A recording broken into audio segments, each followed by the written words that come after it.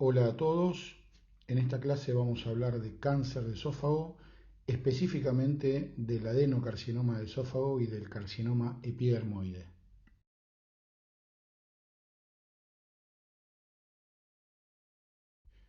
Tenemos que decir que es un cáncer poco frecuente, el 2% de todos los cánceres y hasta el 7% de los tumores del tubo digestivo. En cuanto a la variación geográfica, tenemos que destacar que es uno de los cánceres más frecuentes en el cinturón asiático, donde es hiperendémico, sobre todo en China y en Irán, presentándose hasta 240 casos por cada 100.000 habitantes. En estos países la distribución es aproximadamente, en Oriente la distribución es el 50% para el adenocarcinoma y el otro 50% para el carcinoma epidermoide. Y en la República Argentina la presentación se ve en 8 por cada 100.000 habitantes, pero cambia muchísimo la distribución entre el adenocarcinoma y el carcinoma epidermoide. En Occidente, el 75% de los casos se ven adenocarcinomas y carcinoma epidermoide el 24%. Y en nuestra estadística del Hospital San Martín vemos que el 80% de los casos de los pacientes que nosotros operamos son adenocarcinoma y el resto carcinoma epidermoide. Con el tiempo ha ido bajando la presentación de casos de carcinoma epidermoide y subiendo el adenocarcinoma. Bueno, la edad de presentación habitual es entre los 55 y los 70 años. Puede aparecer a edades más tempranas. En cuanto al sexo, es más frecuente en el sexo masculino, y el carcinoma epidermoide también es más frecuente en el sexo masculino. Y en cuanto a la raza, no hay predominio por raza. En cuanto a la etiopatogenia, es una enfermedad multifactorial. Está relacionado con dietas que tienen abundantes nitrosaminas, ahumados y carnes saladas. También en pacientes con el hábito tabáquico, con alcohol, sobre todo estos últimos dos en los carcinomas epidermoides, opiáceos, bebidas calientes, también por déficit nutricionales como vitaminosis. Es muy importante hablar también de las patologías predisponentes, por ejemplo, la metaplasia en el esófago de Barrett eh, presenta hasta el 46% de los casos adenocarcinoma de esófago, en los casos de acalasia hasta el 7% de los casos. En las estenosis cáusticas, en pacientes por intento de suicidio que han sobrevivido, bueno, posterior a esa estenosis cáustica, sobre esa estenosis puede sobrevenir un carcinoma de esófago. La enfermedad de Plummer-Vinson, que es una anemia ferropénica con disfagia y membranas esofágicas, o la tilosis, que es una enfermedad genética también causada por hiperkeratosis y leucokeratosis oral y esofágica. Y también hay condiciones predisponentes como factores genéticos, el papilomavirus, la irradiación en el tórax. Eso también se ha visto que posterior a irradiaciones torácicas hay más prevalencia de cáncer de esófago que en pacientes que no han sido irradiados.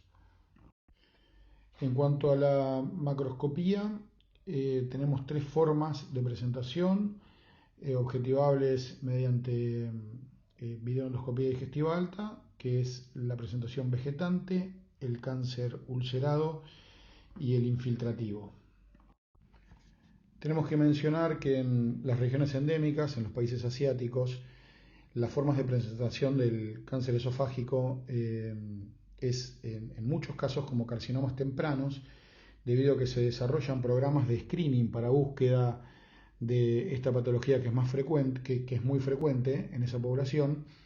Entonces se encuentran mediante videoendoscopía como erosiones, placas de queratosis o imágenes polipoides que afectan generalmente a la mucosa o a la submucosa, Y este concepto de carcinoma temprano tiene mucha importancia en cuanto a la terapéutica porque muchas veces con resecciones endoscópicas tenemos resultados de curación total.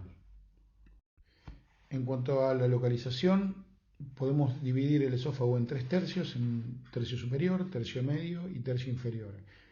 Y vemos que la distribución del carcinoma epidermoide se ubica generalmente entre el tercio superior y el tercio medio, a diferencia del adenocarcinoma, en donde su ubicación preferencial es el tercio inferior.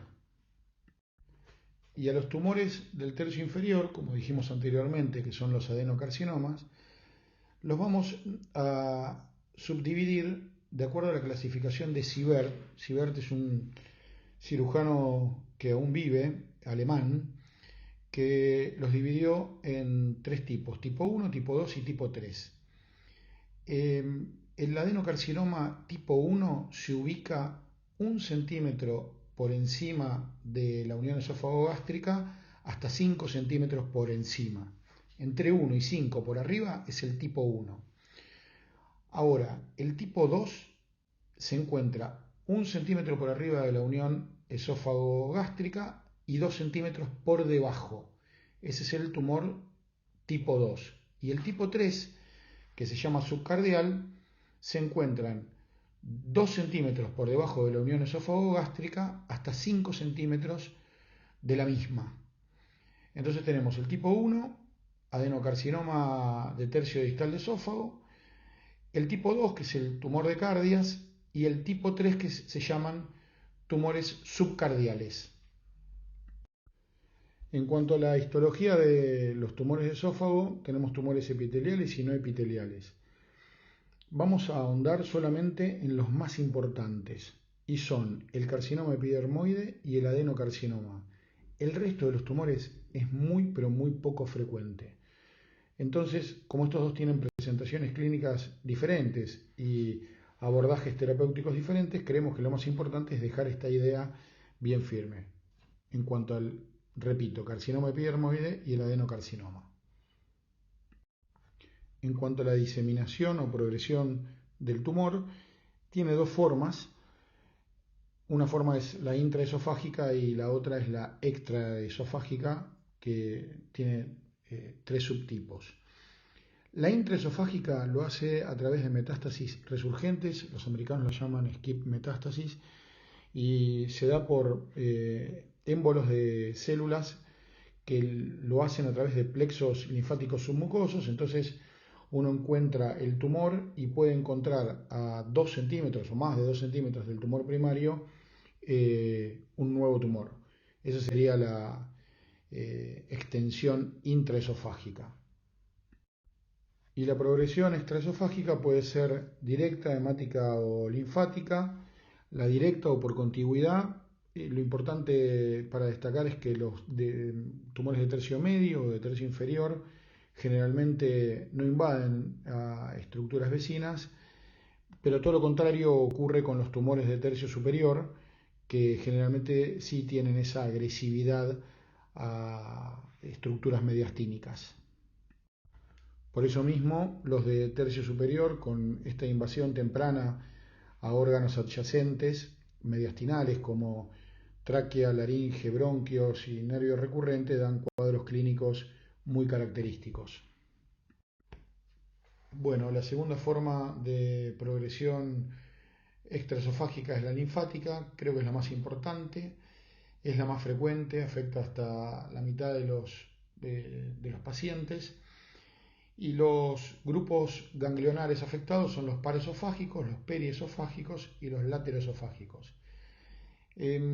Esto implica la importancia de una linfadenectomía extensa y en manos entrenadas, más allá de la realización de la esofagectomía, o sea, de la resección de la pieza. Con esto lo que quiero decir es que los buenos resultados en una cirugía se ven cuando están acompañados de una linfadenectomía bien realizada. Bueno, y es por eso que elegí poner solamente una diapositiva para hablar del rol de la linfadenectomía. El número de ganglios resecados es un indicador independiente favorable de supervivencia luego de la resección esofágica. Con eso lo que queremos decir es que las linfadenectomías tienen que tener un número aceptable de ganglios, o sea, el número óptimo es mayor a 15, pero una cirugía bien realizada tiene que tener ese número mínimo de resección de ganglios. No es que podemos resecar una pieza y el patólogo nos informa que la pieza vino con 8 ganglios. Por eso mismo es importantísimo hacer linfadenectomías ampliadas, y con el advenimiento de la cirugía laparoscópica estoy convencido que los resultados de estas linfadenectomías han mejorado en comparación con lo que eran anteriormente a cielo abierto o por técnicas en las cuales no se accedía al tórax. Y por último, la vía de diseminación sanguínea es muy poco común, es tardía y estos tumores dan metástasis a hígado, a páncreas, en primera medida al hígado, a pulmón, pero bueno, como dije al principio, es en casos tardíos y no es muy frecuente. Bueno, en cuanto a la presentación clínica, cuando hablamos de carcinoma esofágico, tenemos que indefectiblemente hablar de disfagia. La disfagia es el síntoma cardinal de este tumor. Con esto quiero remarcarlo, quiero dejarlo en claro, no importa repetirlo, pero lo importante es que cuando ustedes vean en el consultorio un paciente con disfagia, tengan en cuenta y se les prenda la luz de alarma que probablemente estemos frente a un paciente con un cáncer esofágico. Es el síntoma que se encuentra en casi la totalidad de los pacientes. La disfagia es progresiva, se divide en grados. Esto quiere decir que el paciente es muy raro que venga con una disfagia para líquidos o para saliva. Generalmente primero en el interrogatorio el paciente tuvo disfagia para sólidos, que después se dio cuenta que fue para semisólidos y por ahí ahora consulta cuando le cuesta tragar líquidos.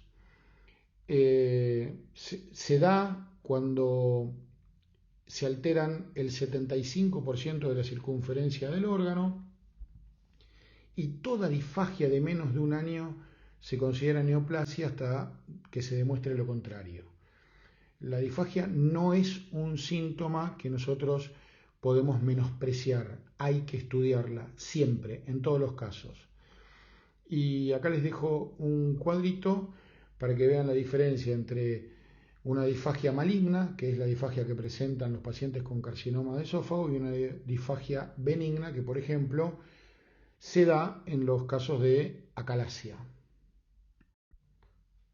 Tenemos síntomas predisfágicos como la salivación profusa, la parestesia faríngea, raramente se presentan con dolor retroesternal o precordalgia atípica. Puede haber regurgitación con sangre en los casos en los cuales el tumor se ulcera y sangra. Es muy importante tener en cuenta que la gran mayoría de los pacientes vienen con síntomas de repercusión general, con astenia, con pérdida de peso, generalmente más de 10 kilos. Esto es muy pero muy frecuente. Y hay síntomas, principalmente síntomas respiratorios, que tienen que ver con la broncoaspiración de pequeñas cantidades y continuas a la noche de saliva y quizás restos alimentarios que provocan accesos de tos. Cuando esto ocurre a repetición generan neumonitis. Esto se ve más frecuentemente en pulmón izquierdo y en los segmentos posteriores. Puede haber atelectasias, derrame pleural, todo generado por lo mismo. Es poco frecuente que encontremos hemorragia digestiva alta, mucho menos melena, y en algunos casos, en casos avanzados, hay parálisis del nervio laríngeo recurrente inferior, con la voz bitonal, cuadros de halitosis. Y en el examen físico, lo que uno puede ver en algunos casos es la presencia del síndrome de Claude-Bernard-Horn o por Ford de Petit por la afectación de la cadena simpática del primer ganglio dorsal. Palpar adenomegalias es raro y se describe también casos de estridor traqueal. La verdad que no es algo frecuente que nosotros veamos en nuestro consultorio. Y así como anteriormente hicimos hincapié y queremos marcar la relevancia de la disfagia en estos pacientes,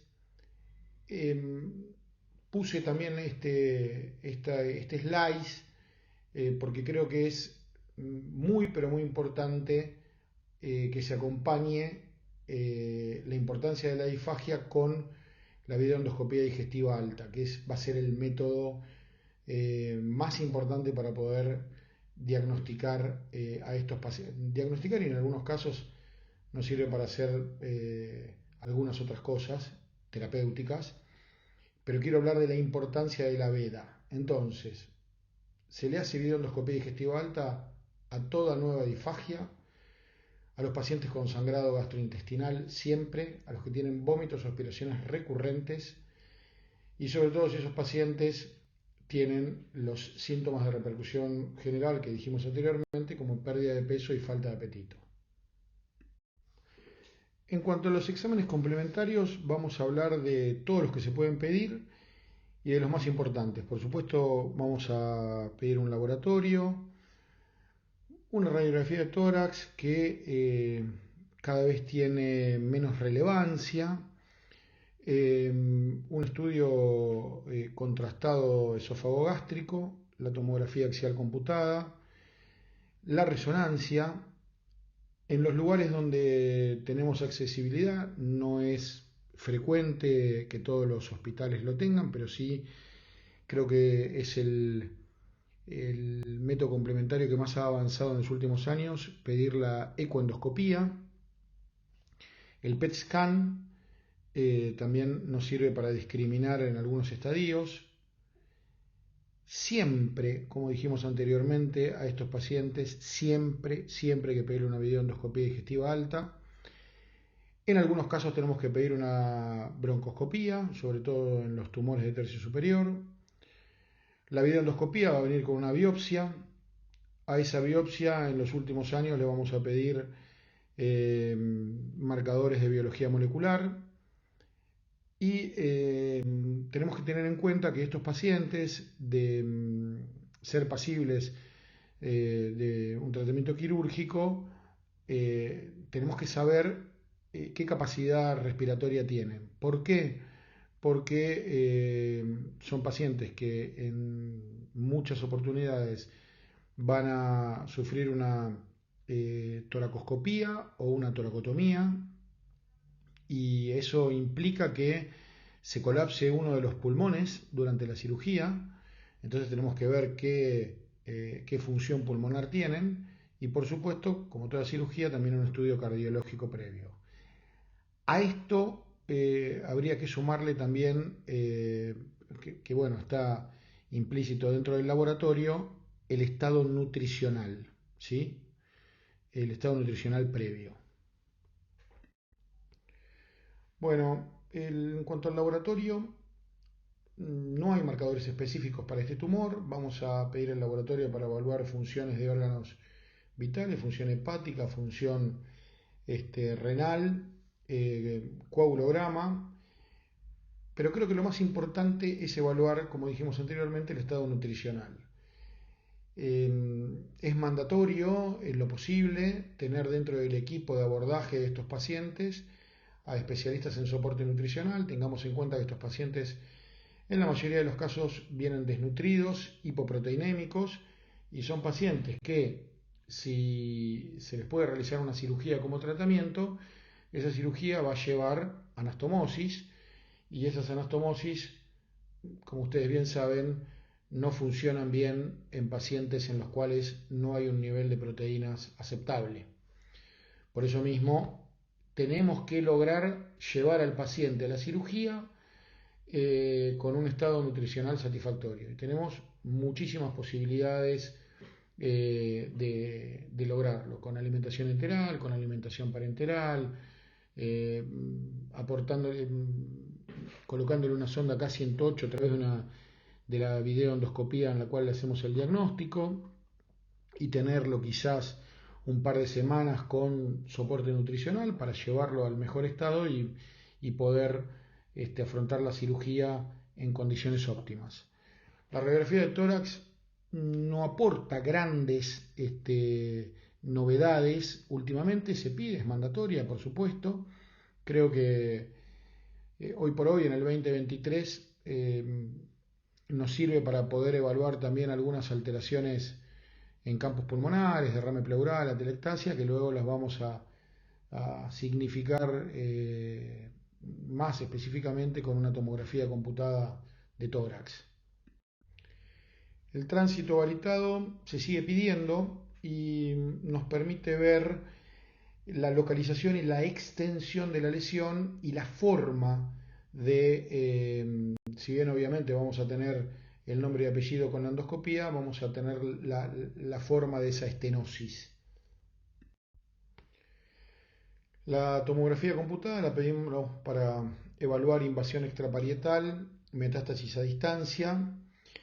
Podemos ver grupos ganglionares afectados, pero no podemos discriminar si esos ganglios son benignos o malignos.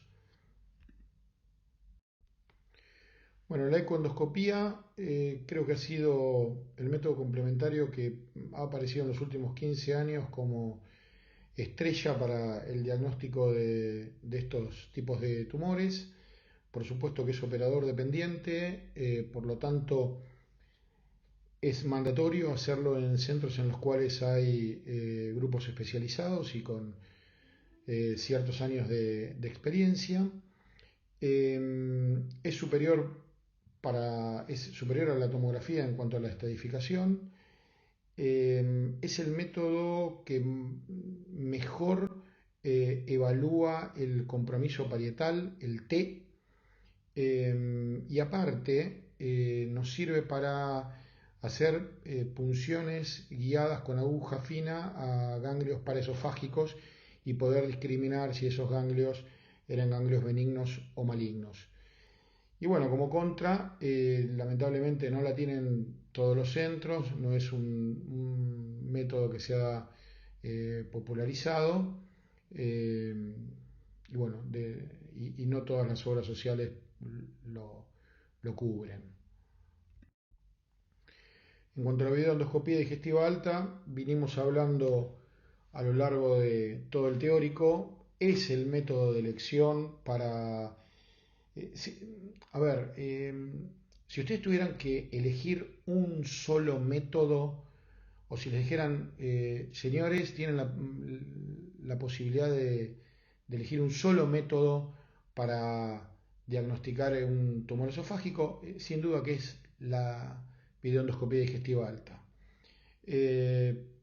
Localiza la altura respecto a la arcada dentaria superior, nos da también cierta relación en cuanto a su extensión circunferencial, nos dice si es franqueable o infranqueable.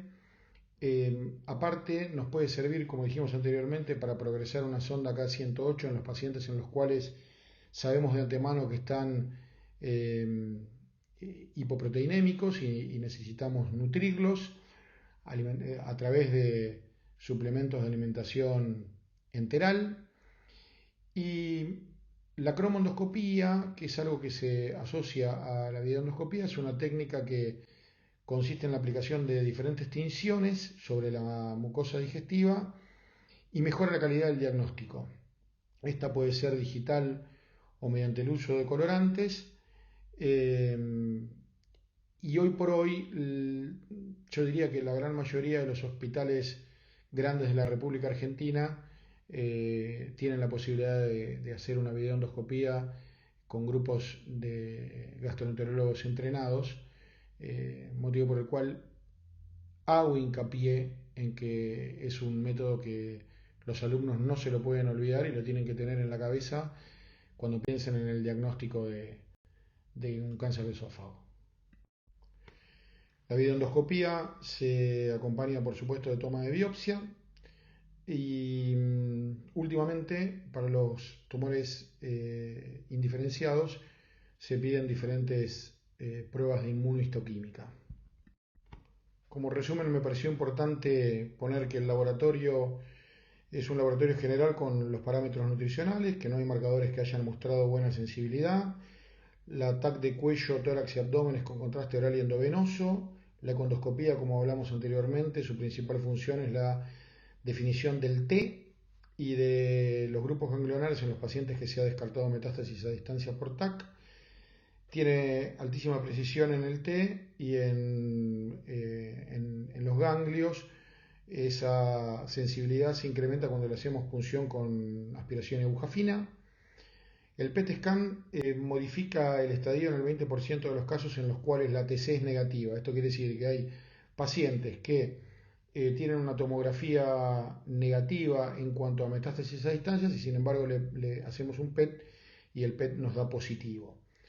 El tránsito iodado nos sirve también ante la sospecha de fístulas.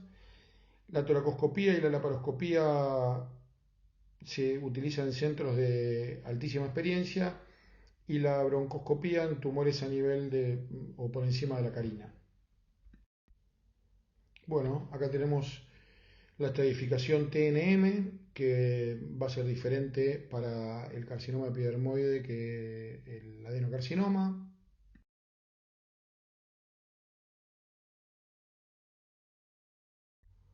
Bueno, y empezando a entrar a hablar del tratamiento, tenemos que decir que los factores pronósticos más importantes son la afectación ganglionar, lo dijimos un poquitito al principio cuando hablamos de las linfadenectomías, vamos a hablar ahora un poco más específicamente cuando lleguemos a las diferentes técnicas quirúrgicas, los márgenes de resección quirúrgicos y la sobrevida a 5 años es en un cáncer localizado del 34%, en la enfermedad localmente avanzada 17% y los pacientes con metástasis a distancias del casi 3%.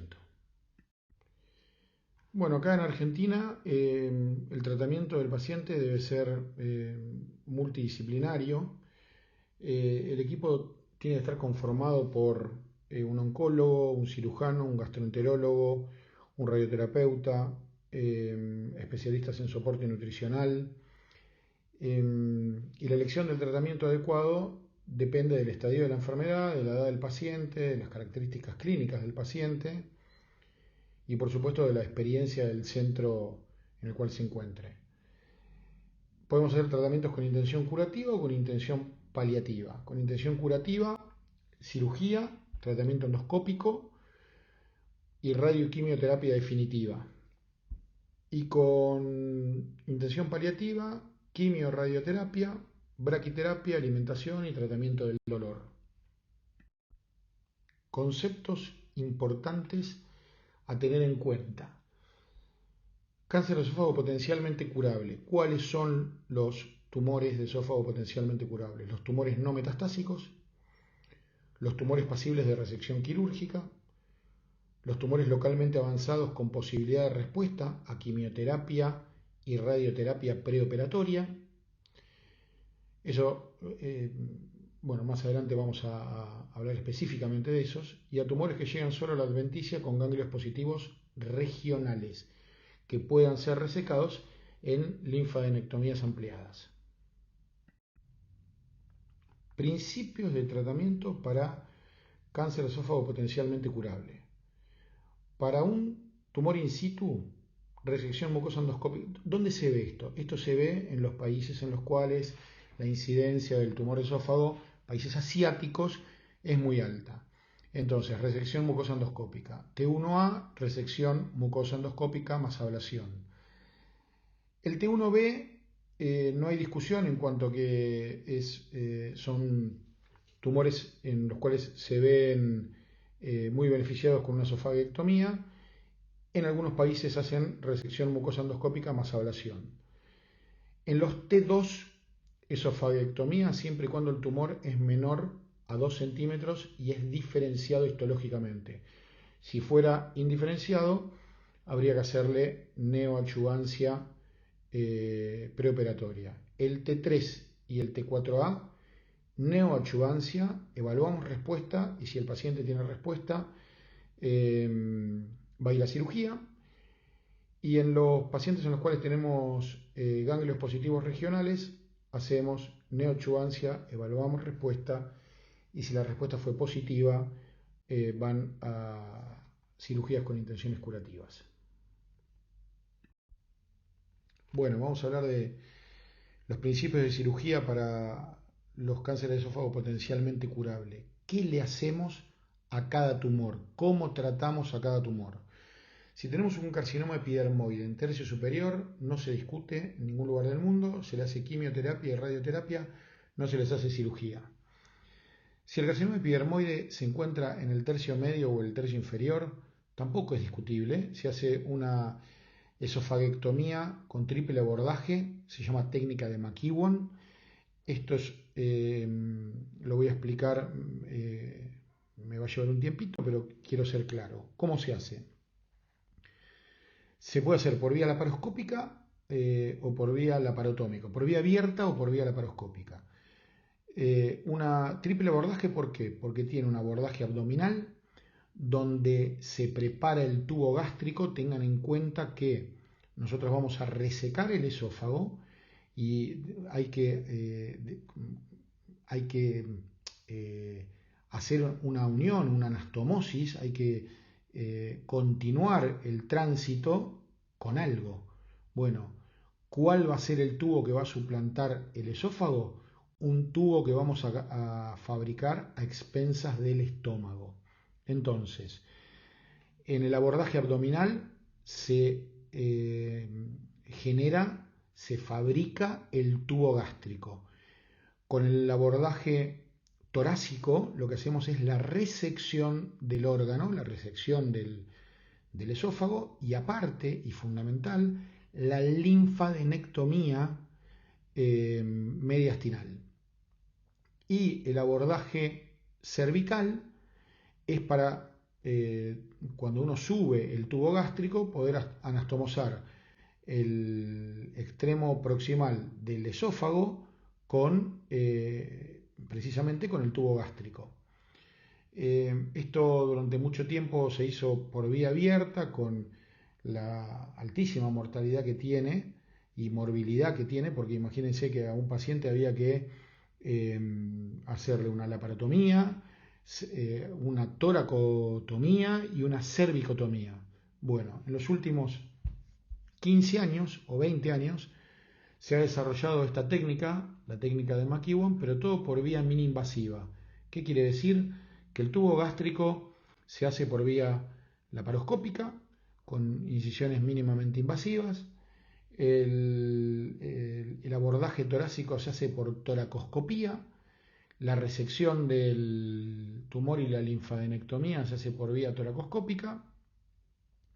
Y el ascenso del tubo gástrico se hace a través del mediastino, a través del tórax, y la anastomosis se hace por vía abierta, eso sí, a nivel cervical. Bueno, esa es la técnica de McEwan.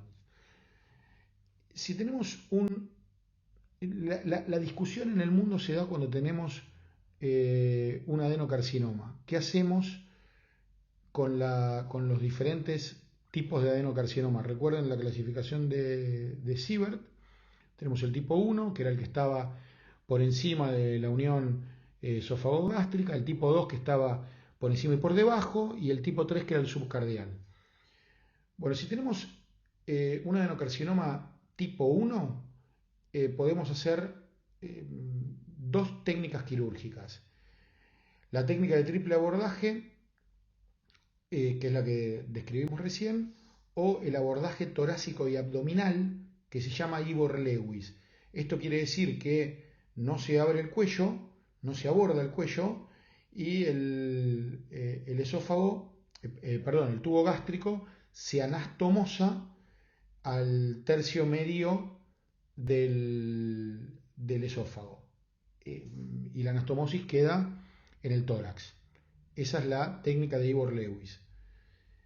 De las dos, la que tiene mejores resultados oncológicos es la de triple abordaje, la que hablamos anteriormente, la técnica de McEwan. En el tipo 2, que es el tumor cardial, se puede hacer la técnica de Ivor Lewis o una resección transhiatal.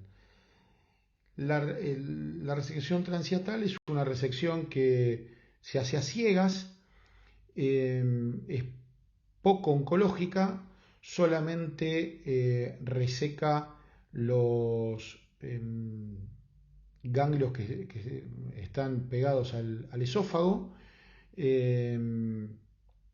motivo por el cual de estas dos creo que la que yo elegiría es la cirugía de Ivor Lewis.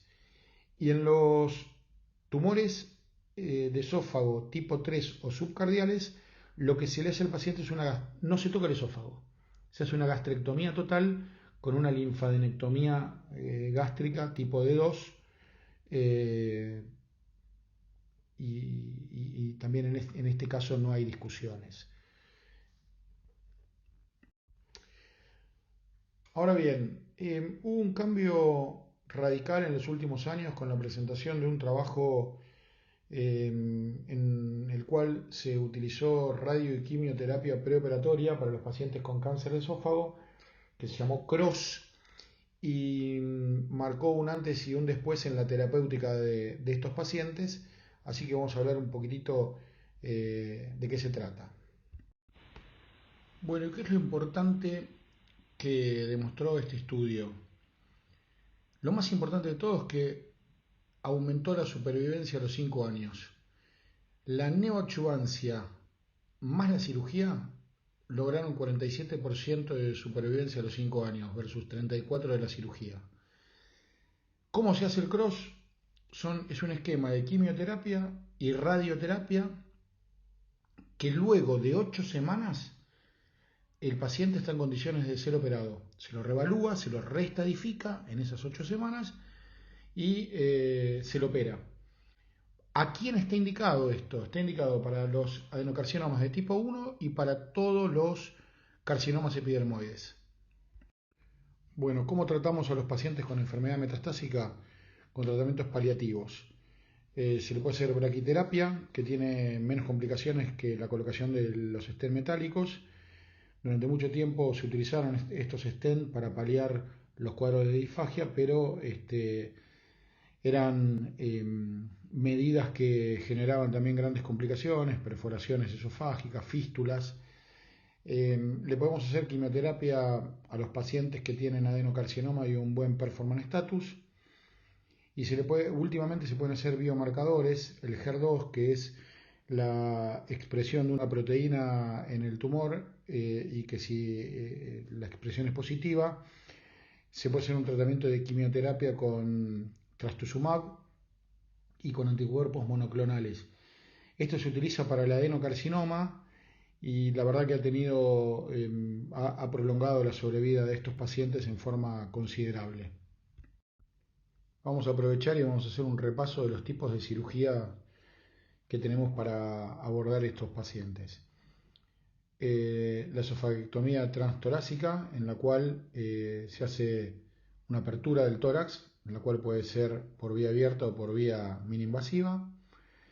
La esofagectomía transhiatal, que dijimos que era ciegas, que se hace con una laparotomía y una cervicotomía. Esta esofagectomía transhiatal no tiene apertura del tórax, por eso es cierto que tienen menos morbilidad perioperatoria, pero al no poder hacer una linfadenectomía con visión directa, oncológicamente tiene peores resultados. Después, el gol estándar de hoy, que es la esofagectomía mínimamente invasiva con triple abordaje, y también están descritas las esofagectomías de salvataje. ¿A qué pacientes ¿Cuáles son los criterios de resecabilidad y los de irresecabilidad? Bueno, se pueden resecar a los tumores que están a una distancia mayor o igual a 5 centímetros del músculo cricofaringeo,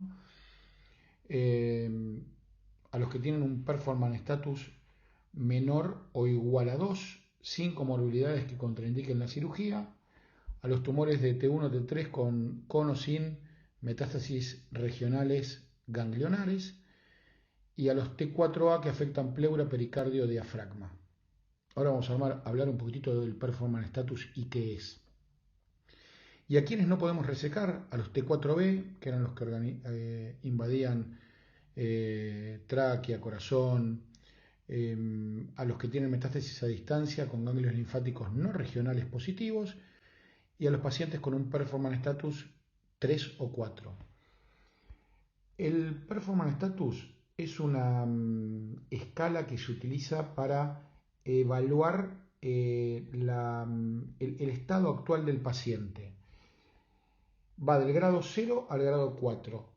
El grado 0 son los pacientes que están asintomáticos y con actividad hogareña y laboral normal. Tienen la enfermedad diagnosticada, pero hacen una vida normal. El grado 1 tiene algunos síntomas de esa enfermedad, pero el tratamiento es ambulatorio y es capaz de desarrollar actividades diarias sin ningún tipo de problema. El grado 2 es un paciente que está postrado o en reposo menos del 50% del tiempo del día y que necesita ocasionalmente asistencia de su familia o asistencia de cuidados de enfermería. El grado 3 está postrado más del 50% del tiempo del día y necesita cuidados de la familia o cuidados de enfermería.